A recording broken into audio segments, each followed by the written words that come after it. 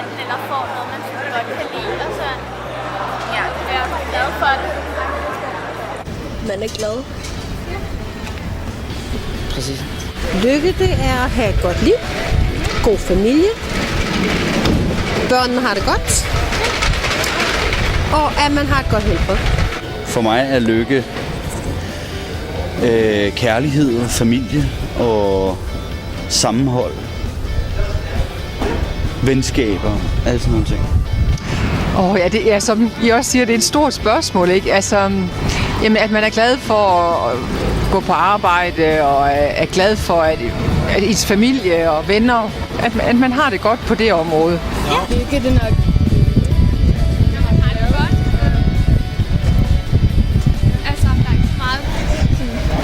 Man har det godt, og man er ikke rigtig noget sådan, alt går godt i sit liv og sådan noget.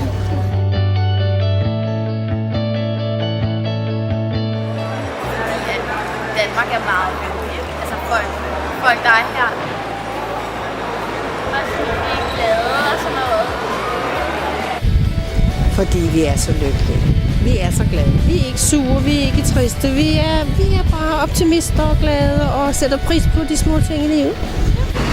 Altså, man kan jo sige, at vi er utrolig privilegerede i Danmark i forhold til mange andre steder, ikke?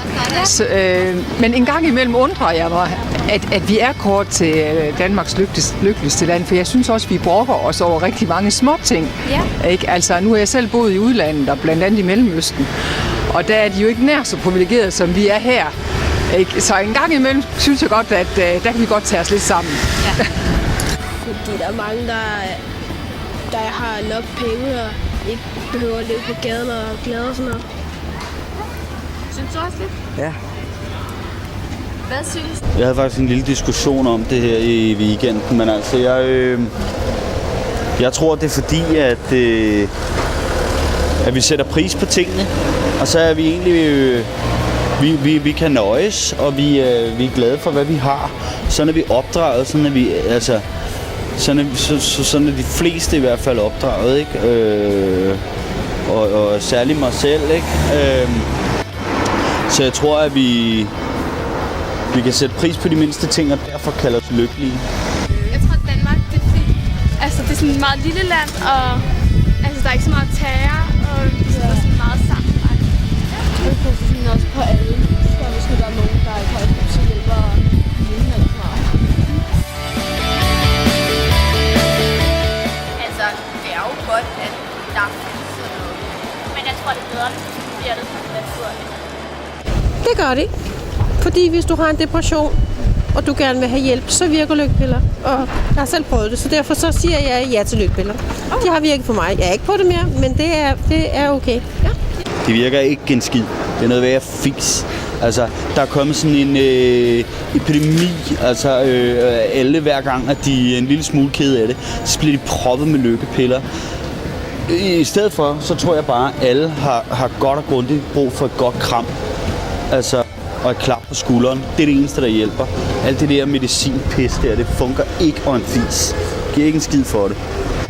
Jeg ved det ikke, jeg har ikke prøvet det, men jeg synes da, at for de mennesker, der har behov, er det måske et godt alternativ. Så jeg ved ikke, om det virker, fordi jeg tror godt, det kan virke. Ja, det var det. Ikke som bare lidt ligesom at tage stoffer eller noget.